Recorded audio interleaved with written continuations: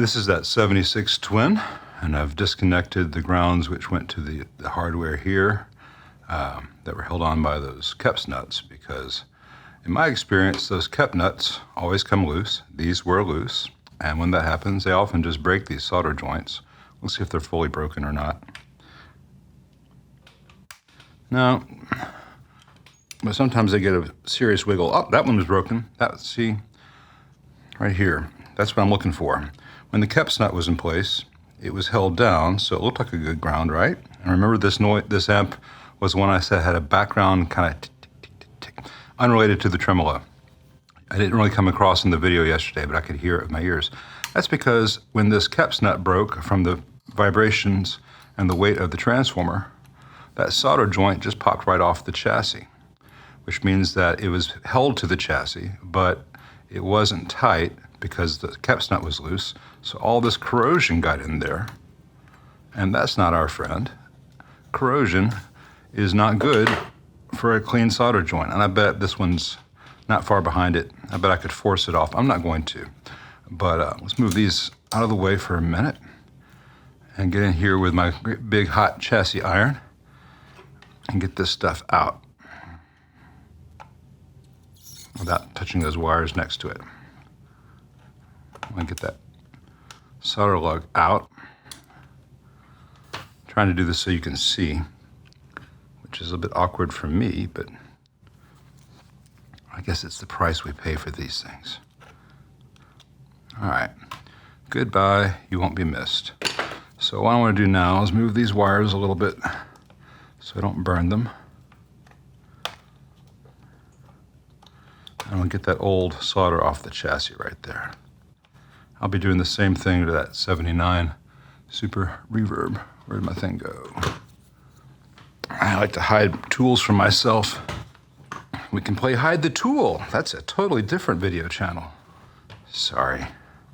I get bored in the room by myself. Half the crazy things I say are just for my own amusement. If you enjoy them, so much the better. This gets the bulk of it up. The solder sucker is on its last legs. This used to be the world's best solder sucker. So of course it's no longer made and you can't get parts for it, so it's about past its prime. And other solder suckers I've tried tend to suck, but not, if you know what I mean. And they do everything but suck solder after a while, no matter how much money you spend. Now I've not tried some of the new ones, the Japanese design ones with a surgical tubing. They look pretty cool. I need to take a $30 gamble and order one.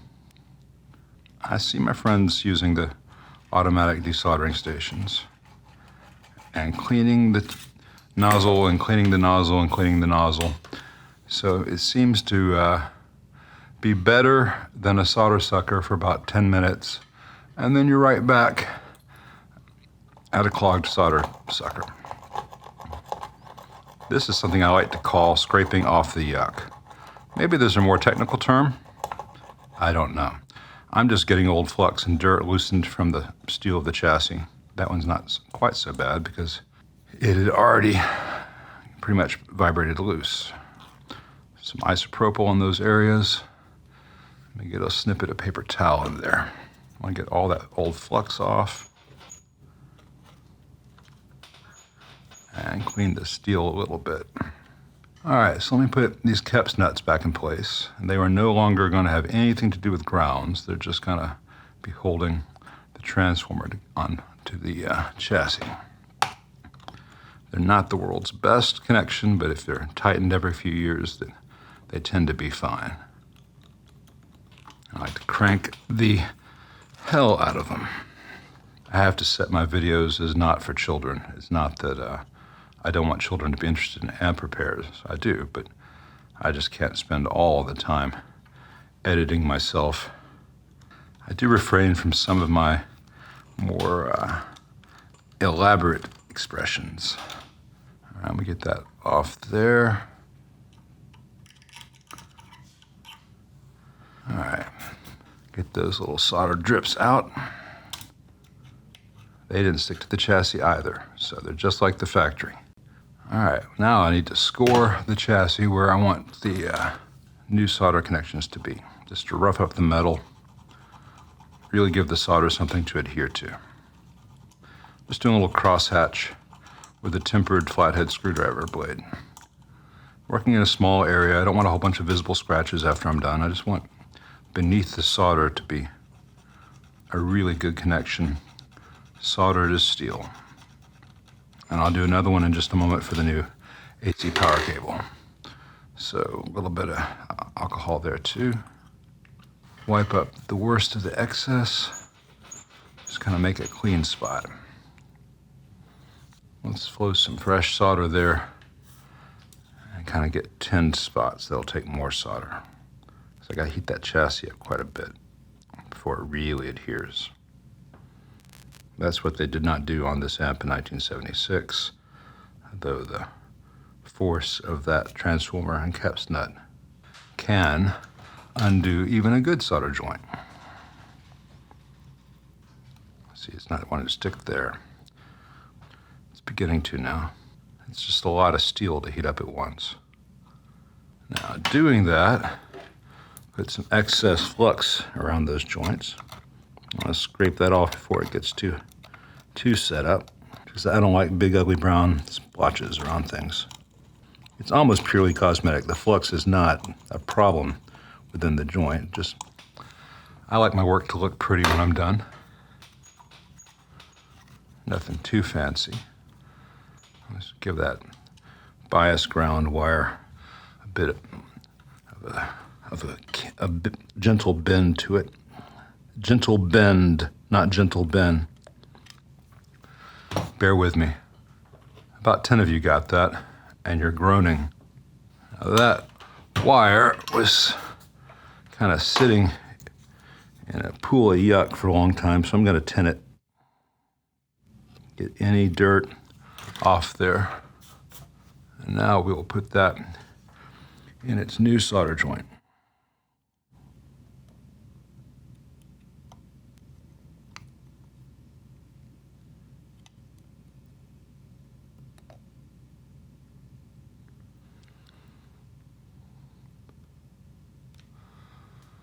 So one down. I prep the wires for the other connection. I got those. I've got enough slack. I'm gonna give it some fresh wire exposed. Oh my goodness, he's removing original wire. He most certainly is. And the amp will thank me for it. Got some fresh wire exposed there. And I'm gonna go ahead and make my life a lot easier because I can. And twist these together before I try to put them into that solder joint. Let's see if I have enough slack to add that ground to it. I do, that's nice. I probably won't show the entire process since you're seeing the gist of it on this one. I'll show you most of the process on this, and I'll show you the power cable installed on this. Then I'll show you the before and after on the 79 Super. All right, this is that awful wire that's got coating already, so I'm gonna do that separate from the other two. Let's tin them though, shall we?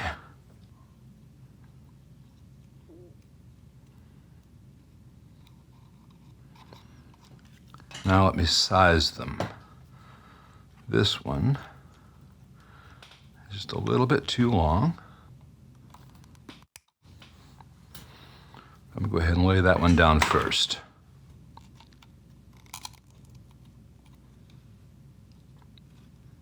And hopefully, pressing this one down into the same solder will press the one beneath it down so they won't want to separate as I do this. Hopefully. All right, let that set. Get off some of that extra flux I added there at the end. All right, I got two new, vastly improved solder joints. And where did I put the thing? Here it is. Let's make sure that all of the caps nuts are really tight before I move on, just in case I forget. Those won't move for decades. All right, I'm gonna do the same kind of process over here on the other side of the power transformer for the new AC safety ground from the power cable, but It's the same process as this. So I'll just show you the after. New power cable in place, all lined up. Hot goes to the fuse, then to the switch. The neutral just goes to the other primary. And nice, new, clean, safe ground. All right, before I can move on to the super reverb, there's one thing left to be done on this twin before I can set the bias. These tube sockets are so loose that nothing sticks in them. Let's see if they're all that bad. Yep, they're all that bad. So I'm gonna try to tighten the little cups in there, and maybe with this new camera I can show you what I'm doing. What I want to do is get in here between the sides of the holes and the cups, and just kind of bend the cups towards the middle just the slightest bit. I don't think I can do this with the camera in place. It just blocks my view. But basically these little metal U's are in two halves, and they're really splayed out, and they're just like that, and I want them to be like that. So they're two open. Just gonna tighten them a little bit. Let's see if I can get it right.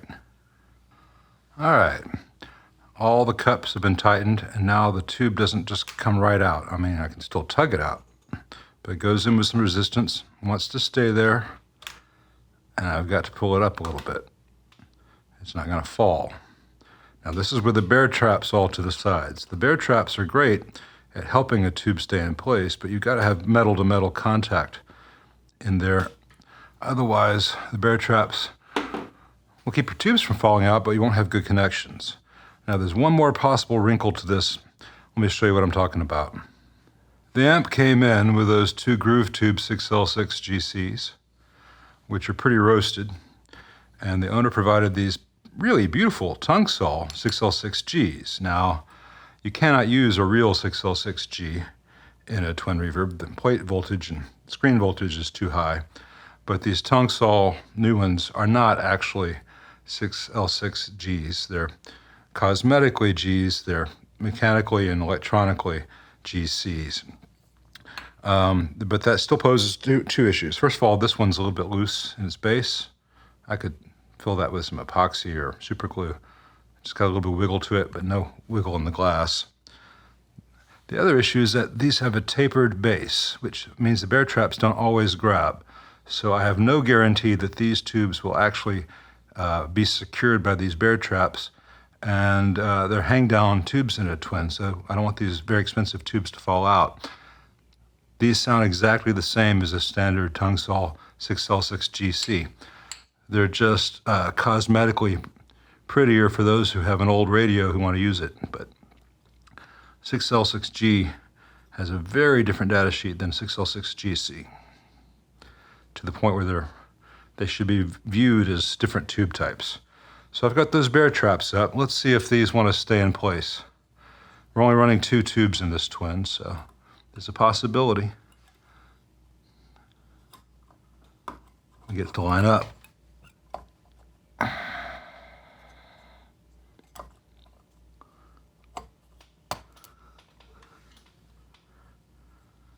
All right, the bear trap is grabbing it, so that's good.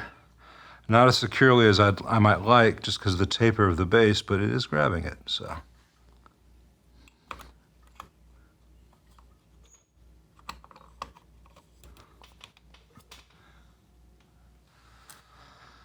All right, in a little while, I will make sure these tubes are operating right, set the bias for them and all that fun stuff, at which point I may wick some super glue down into the one that's a little bit loose in its base. Well, the tubes work, but the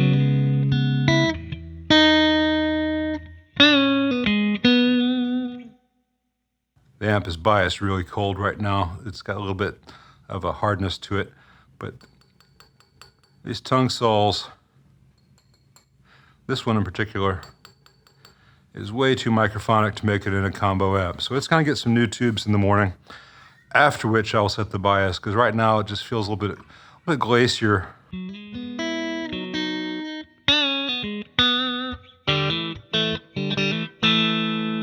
Which is better than the red plating it came in with, but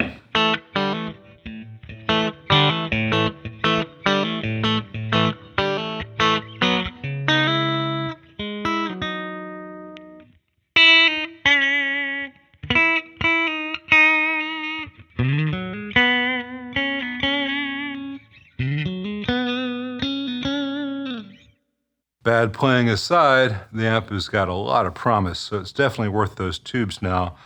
There's a little bit of a noise floor issue that goes away when I put some shielding on top. So once it's back in the cabinet with that shielding plate up top, it should be just fine. Oh, wait, what's this I see? I just discovered something amiss in this amp. Let me fish it out, I'll show you. Let me use this since I've got the amp on. This is wedged. Oh, I can't even, there it goes.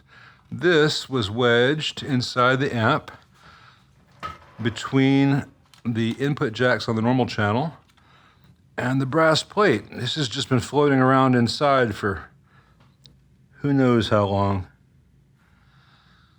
So I have to do another inspection to see if anything's missing. This I think it's probably the input jack over there. Yeah, it's missing on the input jack on the normal channel input. So I will reunite it very soon. Nice not having little bits of metal floating around inside a live electrical amps, as opposed to, I don't know, wooden amps.